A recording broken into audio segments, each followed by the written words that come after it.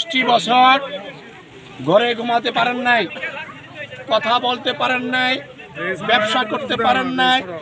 এই স্বাধীন দেশে পরাধীনতা নিয়ে আমরা যে অশান্তির মধ্যে ছিলাম, এই আমাদের জাতীয় দল বিএনপি দুর্বার থেকে দুর্বার আন্দোলন করেছে, তারা বোম ব্লাস্ট করেছে, গুলি করেছে, হত্যা করেছে।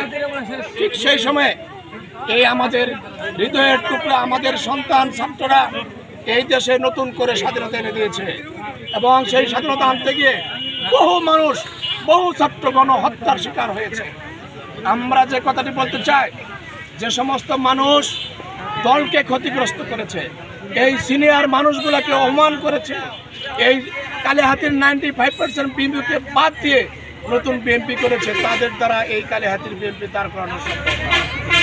আমরা একটা জিনিস মনে রাখতে চাই যে দেশনেত্রী mother of democracy Begum Khaleda জিয়ার নেতৃত্বে, তারুণ্যের অহংকার জনাব তারেক রহমানের নেতৃত্বে আমরা শুধুমাত্র শহীদ প্রেসিডেন্ট জিয়াউর রহমানের আদর্শ বাস্তবায়নের লক্ষ্যে আমরা দলকে সার্বজনীন করে আমরা কালিহাতিতে ঐক্যবদ্ধভাবে আমরা দলকে চাঙ্গা করব এবং সকল কর্মকাণ্ড পরিচালনা করব।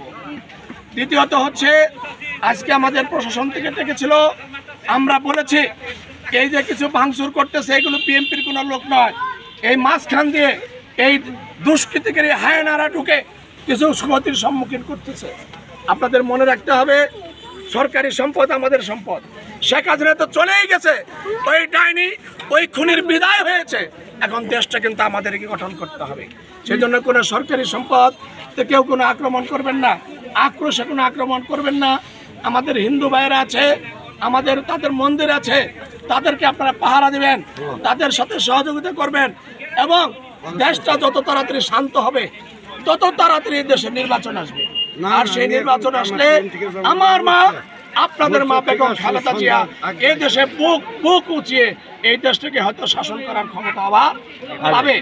সেই পরিবেশ বজায় রাখার স্বার্থে আপনারা আজকে যে এই যে যারা গণহত্যার শিকার হয়েছে তাদের রুহের মাগফিরাত কামনা করার জন্য